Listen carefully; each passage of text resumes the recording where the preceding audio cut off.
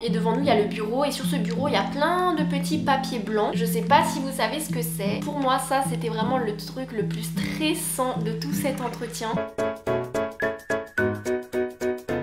Hey tout le monde, on se retrouve sur ma chaîne Toshira. Dans cette vidéo je vais vous parler de l'oral de présélection. Je sais pas s'il y a toutes les écoles qui demandent de passer un oral avant de pouvoir rentrer officiellement dans leur école. En tout cas pour ma part, pour le vœu d'éducatrice de jeunes enfants, j'ai dû passer un oral. Tout d'abord pour faire mon alternance d'éducatrice de jeunes enfants, j'ai dû faire ma demande sur Parcoursup. Si vous n'avez pas encore vu ma première vidéo, je vous invite à aller la voir pour que vous ayez un petit peu plus de détails. Donc pour valider mon vœu, j'ai dû payer 150 €. Et ensuite, avant de passer l'oral, j'ai d'abord dû attendre un mois le temps que des personnes lisent mon dossier et que mon dossier soit accepté. À partir du moment où mon dossier a été accepté, j'ai pu choisir une date et un horaire pour pouvoir passer mon oral. Il me semble que les oraux se terminaient le 11 mai et ont démarré fin avril. Et en fait, moi, je ne voulais pas passer dans les premières, je voulais vraiment passer parmi les derniers. Et le souci, c'est que quand j'ai voulu choisir une date, ils m'ont proposé que 3 jours de suite. Et donc, j'ai pris le créneau du 29 avril à 15h30. Donc, une fois que votre dossier a été accepté et que vous avez pu prendre une date pour passer l'oral, n'allez pas à l'oral les mains dans les poches, prévoyez votre convocation et votre lettre de motivation. Petit détail assez important auquel j'avais pas fait attention, la lettre de motivation que vous mettez dans votre dossier, ce sera la même qu'il faudra présenter à votre jury lors de l'oral, donc un mois après. Et la convocation, vous l'avez tout simplement de par Parcoursup. Dès que votre dossier est validé, il vous envoie une convocation pour vous dire que vous êtes convoqué à un oral. Et donc voilà, donc ça ce sont les deux documents que vous devez impérativement emmener,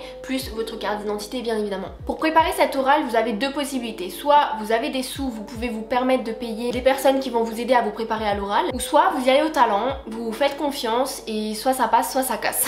Et c'est clairement ce que j'ai décidé de faire. Donc il y avait une première session du lundi 26 février au vendredi 1er mars 2024, du lundi au vendredi de 9h à 16h30 tous les jours. Donc là ça aurait été la présentation des différents métiers dans le domaine du social. Cette semaine elle aurait coûté 490 €. J'étais partie du principe qu'elle allait me servir à rien parce que je savais exactement dans quelle branche d'études je voulais aller. Par contre ce qui m'aurait plu, ça aurait été de faire la session numéro 2, donc la préparation aux épreuves orales. Et donc en fait ça se serait déroulé sur 3 samedis entre mars et avril. Ces 3 samedis auraient coûté 280 €. Donc voilà, pour rappel, j'en reviens à ce que je disais dans ma première vidéo, c'est que si vous avez la chance d'avoir des parents qui sont derrière vous pour vos études supérieures, tant mieux. Et si vous êtes des étudiants qui n'ont pas les moyens, moi je vous conseille d'abord de faire une année où vous allez travailler. Là je parle vraiment pour les étudiants qui n'ont pas cette chance de pouvoir toucher la bourse ou même avoir des parents qui les aident et que vous êtes vraiment motivés à aller en études supérieures. Mais moi ce que je peux vous conseiller, c'est qu'après le bac, vous travaillez pendant une année et vous mettez ces sous-là de côté pour pouvoir vous payer vos études. Pour ma part, étant donné que j'ai travaillé après le bac et ensuite je suis retournée en études, ça m'a permis de prendre en maturité, ça m'a permis également de prendre un peu de recul et de me reposer par rapport aux études. Ça demande énormément de temps et d'investissement. À un moment donné, ça fait aussi du bien de couper et de se connecter aussi un peu au monde du travail. Donc voilà, c'est pas donné à tout le monde, chacun fait comme il peut. Donc moi, je n'ai pas pu me permettre de payer 280 € les 3 samedis pour me préparer pour l'oral. Du coup, j'y suis allée au talent. En vrai, je dis au talent, mais j'ai quand même pas mal révisé. De nos jours avec internet on a quand même pas mal de personnes qui parlent de leurs expériences. J'ai pas mal révisé mon oral grâce à YouTube et en soi le seul truc qu'il faut vraiment préparer pour l'oral c'est la question. Dans quelques instants je vais vous expliquer dans les détails de comment s'est déroulé mon rendez-vous à partir du moment où je suis rentrée dans l'école et une fois que j'ai terminé l'oral. Alors déjà quelque chose que vous pouvez préparer à l'oral sans avoir besoin d'aide autour de vous, c'est de faire un résumé de votre vie. C'est votre vie, vous seul la connaissez, le jury ne la connaît pas. Il faut que vous arriviez à condenser beaucoup de moments importants de votre vie qui pourront vous avantager lors de votre entretien. Pour vous donner un exemple, moi ça fait déjà 1 an que je travaille en crèche. Ça bien évidemment que je me suis permise de le dire lors de ma présentation parce que je savais que ça allait être à mon avantage. Et évitez surtout de leur dire que vous voulez faire ça parce que vous aimez les enfants,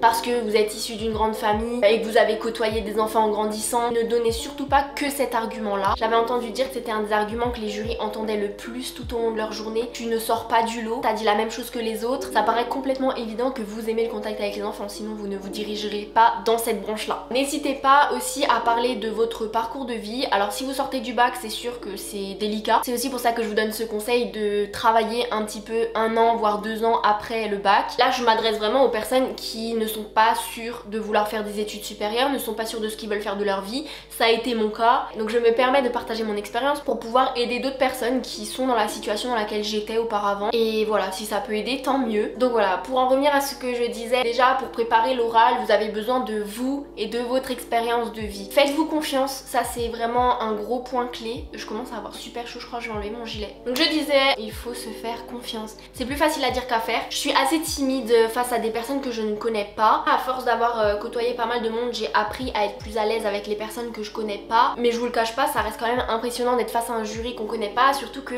on sait que ce jury-là, c'est deux personnes qui sont face à nous. Notre futur dépend de leurs décisions. C'est assez délicat de ne pas stresser déjà. C'est pas rien non plus de parler de sa vie face à deux personnes qu'on ne connaît pas. Il y a pas mal de choses qui se sont passées lors de cet entretien, je vais vous en parler. Moi je sais qu'il y a quelque chose qui m'aide énormément, c'est de préparer en amont déjà ce que je vais dire, parce que vous ne pouvez pas arriver en freestyle à l'oral, ça c'est le pire des trucs. J'ai bien préparé ce que j'avais à dire. Alors bien sûr pas mot pour mot, en soi dans ma tête j'avais les idées. Je savais que quand j'allais rentrer dans la pièce, j'allais donner mon prénom, mon âge, et ensuite que j'allais commencer par le tout début. Qu'est-ce que j'ai comme bac, ensuite qu'est-ce que j'ai fait comme études après mon bac, et où j'en suis actuellement dans ma vie maintenant, et pourquoi j'en suis arrivée à être devant eux, à demander ce vœu de devenir éducatrice de jeunes enfants. Pourquoi également je souhaite faire une alternance et pas être en initiale. Donc un truc qui m'aide énormément pour l'oral, c'est quand je révise, en fait je me regarde dans un miroir. J'ai une mémoire plutôt visuelle. À l'oral, dans ma tête, je me verrais en train de réviser mon texte dans le miroir. Donc je serai déjà beaucoup plus à l'aise sur ce que je vais dire parce que je l'ai déjà répété en amont. Je vais vous raconter exactement mon oral, comment il s'est déroulé. Ah oui d'ailleurs, mon oral il s'est passé à l'école dans laquelle je vais faire mes études. Je me suis dit 15 minutes en avance ça suffira largement. Les jours qui ont précédé cet oral, j'ai pas du tout stressé, mais quand je suis rentrée dans l'école,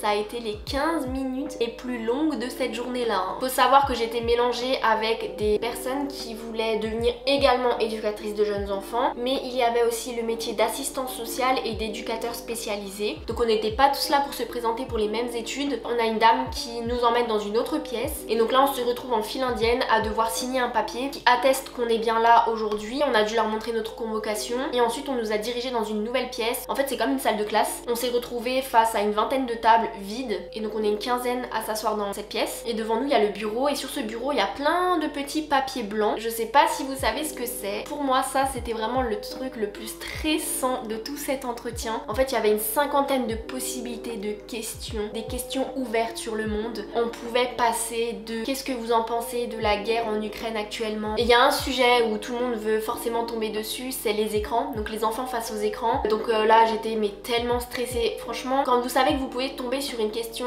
hyper vaste et que vous ne savez même pas si vous allez réussir à y répondre ou pas, franchement je vous assure que c'est super stressant. Franchement ce jour-là je me suis dit tant pis c'est moi et ma chance. Et donc ce jour-là mon oral il se jouait vraiment sur cette question. Si j'avais une question sur laquelle je me serais pas sentie à l'aise, j'aurais été vraiment déstabilisée. Bien sûr j'aurais quand même tout misé sur ma présentation, mais la question j'aurais pas été à l'aise. Là la dame re-rentre dans la pièce et nous dit vous pouvez vous lever et tirer au sort un papier. Je prends le premier que je vois, je réfléchis même pas, c'est soit ça passe soit ça casse de toute façon.